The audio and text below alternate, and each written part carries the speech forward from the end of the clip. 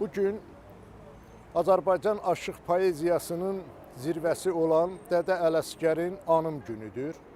Bu münasibətlə biz Bakı şəhərində ulu sənətkarın heykəli önündə dayanmışıq və həm Dədə Ələsgərin anım gününü qeyd eləyir, həm də mənim Dədə Ələsgərin həyat və fəaliyyətinə həsr olunmuş Adım Ələsgərdir adlı kitabımın təqdimat mərasimini, imza gününü qeyd eləyirik.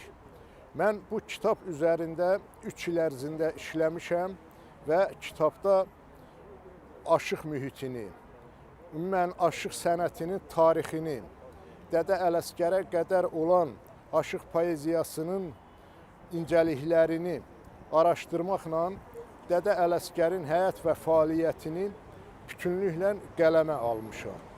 Dədə Ələsgər yaradıcılığında bir çox incə məqamlar var ki, mən onlara ilk dəfə bu əsərimdə işıq salmış və o məsələləri əhatəli şəkildə izah etməyə çalışmışam. Hər şeydən əvvəl Dədə Ələsgər yaradıcılığı ürfanla, dini, İslami dəyərlərlə zəngin bir əsərdir. Dədə Ələsgər yaradıcılığında Azərbaycan təbiətinin bütün gözəllikləri, incəliklərinə qədər təsvir olunubdur. Təkcə Şahdağ adlı müxəmməsini biz götürsək, bu əsərdə Dədə Ələsgər Azərbaycan təbiətini qeyri-adi bir qələmlə təsvir və tərənnüm eləmişdir.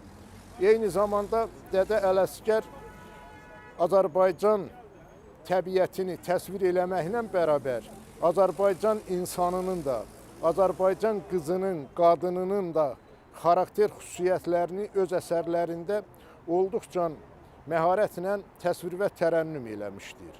Dədə Ələsgər yaradıcılığında ictimai siyasi mühit, dövrünün gerçəklikləri də öz əksini tam reallığı ilə tapa bilmişdir.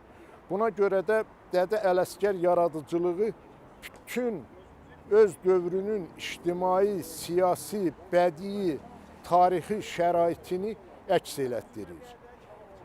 Dil və üslub baxımından da Dədə Ələsgər yaradıcılığı olduqca möhtəşəmdir. Onun əsərlərində qədim dövrümüzdən bu günümüzə qədər gələn damu, nəmi, mızraq, yalavımaq kimi sözlər işlənmişdir ki, biz dil tarixini öyrənmək üçün də Dədə Ələsgər yaradıcılığına müraciət etsək, ən mühüm məsələlərin orada əks olunduğunu görə bilərik. Deməli, biz aşıq yaradıcılığının ən kamil zirvəsi olaraq Dədə Ələsgər yaradıcılığını izləyəndə elə bir sahə yoxdur ki, orada biz lazım olan mövzunu, lazım olan istiqaməti görə bilməyək. Bu baxımdan mən bir həm tədqiqatçı kimi, həm də bir oxucu kimi Dədə Ələsgərin ruhu qarşısında baş əyir, onun sənətinin ölməz olduğunu, əbədiyyətə qədər davam edəcəyini bir daha bildirirəm.